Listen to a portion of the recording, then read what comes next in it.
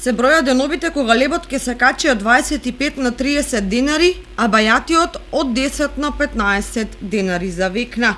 Такви коментари се шират во трговската мрежа, а поскапувањето го најавиле дистрибутерите кои доаѓаат од пекарниците. Причината е серијата поскапување на нафтените деривати, струјата и другите влезни трошоци во производството, но и зголемените плати поради немање работна рака, кои сите заедно го прават работењето неисплатливо. Доколку пред или по изборите лебот поскапи, тоа директно ќе удари врз најсиромашниот слој од населението, кој сега одва и врзува крај со крај.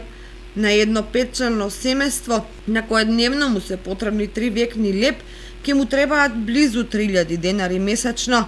Ако се земат во обзир и драстичните поскапувања на маслото за јадење, на сувомесните производи, на градинарските, тогаш станува јасно зошто се повеќе семејства се жалат дека не можат да се прехранат со ниските плати, пензии или некои други приходи. Впрочем, и статистичарите тврдат дека трошоците за живот постојано растат и туркаат во сиромаштија се поголем процент од населението.